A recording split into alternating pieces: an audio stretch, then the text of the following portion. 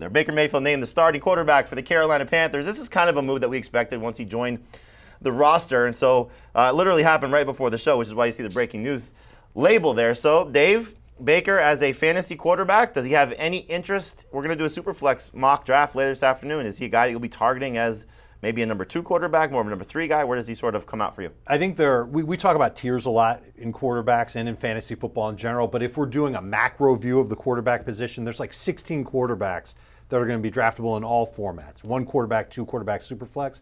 And then there's another 10 or so that are good in the 2 quarterback Superflex formats. Baker's at the top of that second group. I think he's going to be great as a second quarterback. In Superflex leagues, you'll start him as your Superflex, but I don't want to have him on my fantasy team if I'm only starting 1 quarterback. I'd rather take somebody like Tua, Jameis, Trevor Lawrence. They've got more upside. They're widely available, and I'll go for Baker off waivers if he gets off to a hot start in Carolina. All right, Heath, I know you're excited about this for DJ Moore, so give me the breakdown of the skill players for Carolina. Is Christian McCaffrey, anything changed? Anything changed for DJ Moore?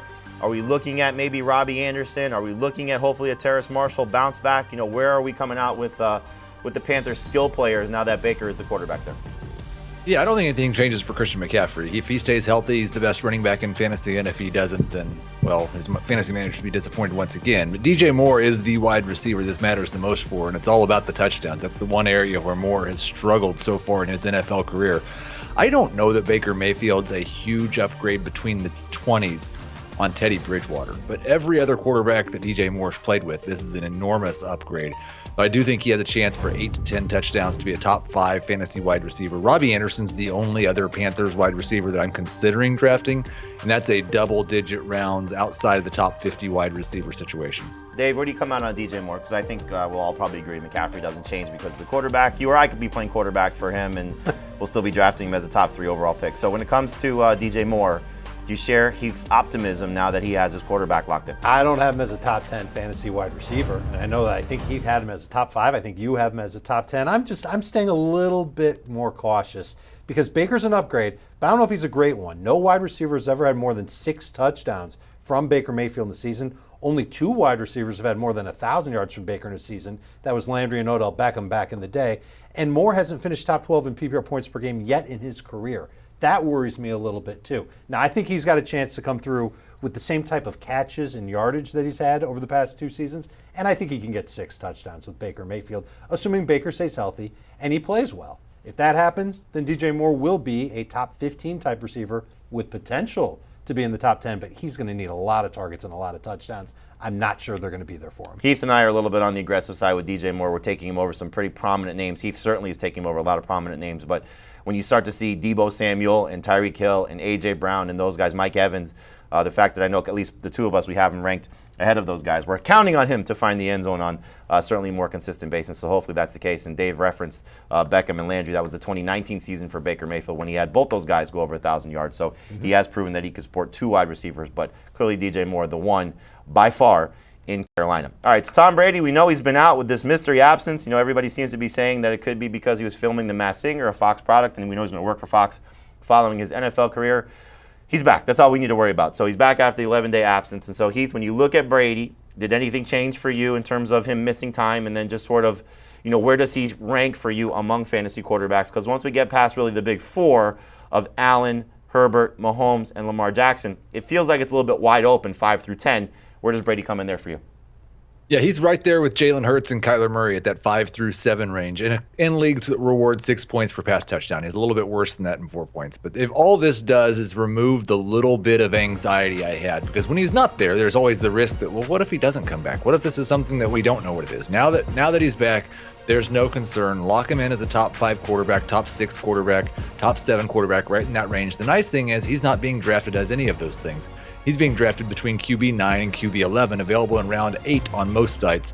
So I would be happy to wait at that point to get him there. It's the best bargain that you could ask for on draft day because he's delivered as a top 10 fantasy quarterback on a per game basis each of his 2 years in Tampa Bay. Last year he was number 2 in the NFL in fantasy points per game among quarterbacks. Only Josh Allen was better. And you're getting him in round 8 as the 9th quarterback off the board. It doesn't make any sense to me. And his receiving core, I think, has been upgraded over last year. I love what he's got now, presuming that everybody stays healthy for the majority of the year. I know there's questions about the offensive line. I think the Bucs get that fixed too. I think you're going to see Tom Brady have another big year. But you say get that fixed. It's not. I mean, Ali Marpet's not coming back. And No way.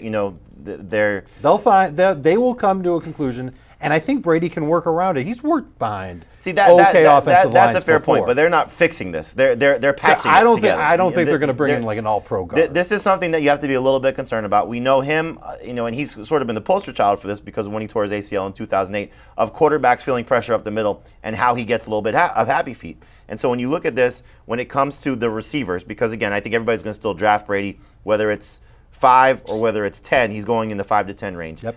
Any concern for both of you about the receiving core at all right now? None for you, it doesn't seem No. like. Keith, for you, any concern? Because Evans has missed time with a hamstring injury. Godwin's coming back from the ACL tear. Julio Jones is 100 years old. And Russell Gage has been dealing with a hamstring injury of his own.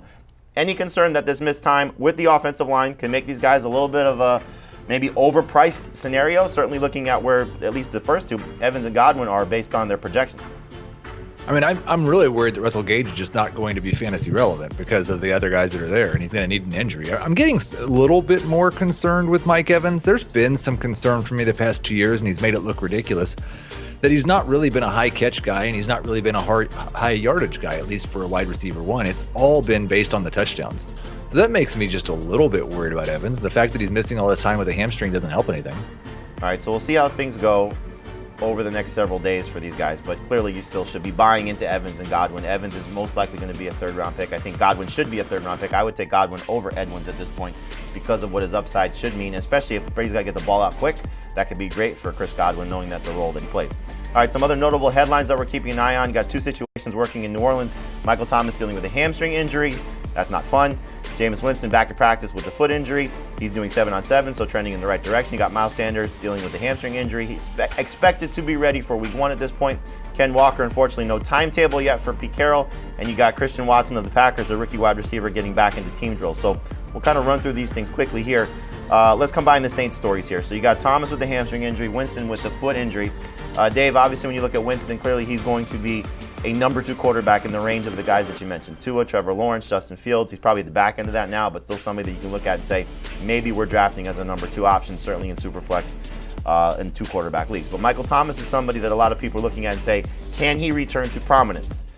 And I'll tell you, I'm a little nervous now with the hamstring injury because what we see from guys when they come back from long absences, they tend to overcompensate with some part of their body. Soft tissue injury could lead to something, and we know he's not afraid to sit out a few games.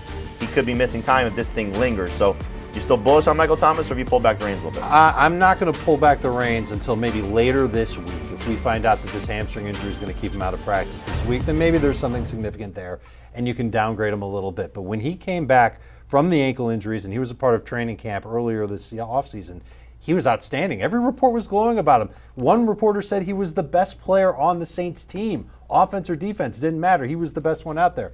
If he's not at 100%, that obviously makes a big deal. There's a dip coming because of it. I would buy into it. If you're getting him in round 4 or round 5, I'm loving it. The problem, though, Heath, when we look at this, is he's in this mix of wide receivers that is so bountiful and so good when you're starting to compare him to Mike Williams and Cortland Sutton and Brandon Cooks and Allen Robinson, and there's probably another couple of names in there that I'm missing. Chris Godwin might be in this mix also, Mike Evans as well.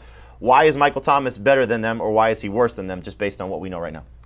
I think he's worse than them because of risk. There's just too many of them. And I was kind of starting to buy back in. Dave referenced it. Maybe we'll get a dip and you can get him in round 4 or round 5 now. That was already happening in all the drafts besides ours. I think he was a round 5 or a round 6 pick in a lot of other drafts because of the fact that he's played so little football over the last 2 years. He's no longer a young wide receiver. Now he's got the hamstring injury. He's practiced almost none at all with Jameis Winston. Like there's a lot of things that could go wrong with Michael Thomas. The upside's still there, but I'm getting more concerned. I'll probably pull back just a little bit, get him closer to that wide receiver 20 range. Definitely going to move Cortland Sutton and Deontay Johnson ahead of him. And I think, you mentioned also, or you didn't mention also, but as part of this is that Chris Olave there, he didn't have this kind of competition. Jarvis Landry didn't have this type of competition. Alvin Kamara still there. And so we have a lot of things working at play with Michael Thomas. And so if you want to buy in, I get it. I totally hope he's going to be back at 100%. But we're just starting to see a few things that might start to work against him with all this positivity. And now this hamstring injury just could cause it to drop, which would obviously make it better if you are going to draft him. Let's talk about some of these running backs.